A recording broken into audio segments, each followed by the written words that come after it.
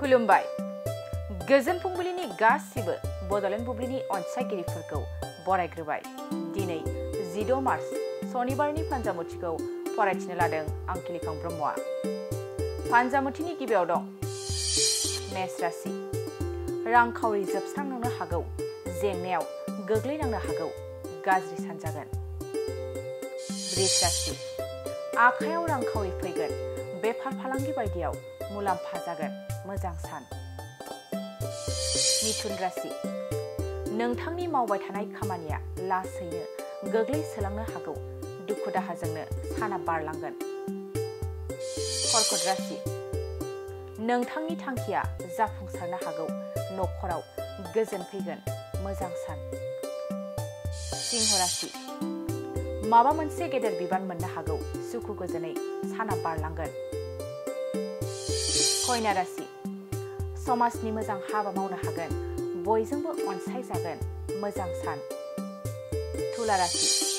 जाब्रबथायजों गोब्राब जोखोम मोननांनो हागौ, गारि सालायनायफ्राव सांग्राङै सालायनाया गाहाम जागोन।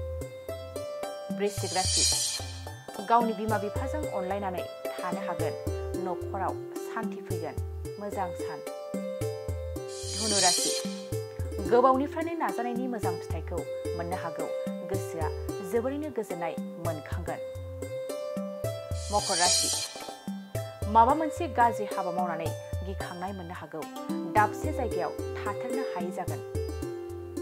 कुम्भ राशि। गोजान लामा दावबायनायाव खैफोद फैनो हागौ, सांग्राङै थानाया गाहाम जागोन। मीन राशि। लुबैखोमानाय थानाय मुवाखौ मोनफुंनो हागौ, गोसोआव रंजाखांनाय मोनगोन, मोजां सान।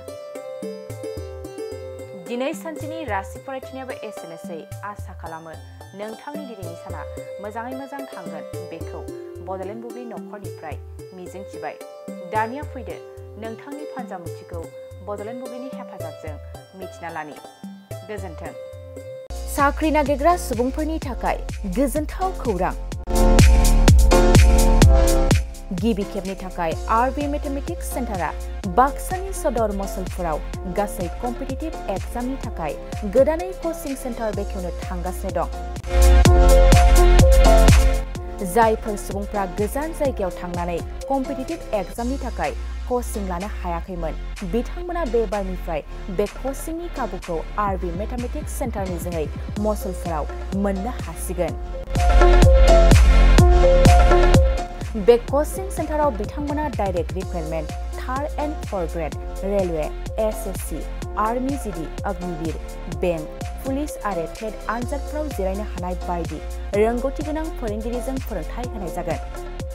बे कचिं सेन्टारनि सोमोन्दै आबुङै मिथिनो थाखाय 9101-450-597, 6900-584714 आरो 9365-13222 जानबुं अनजिमायाव खौरां लानो हागोन।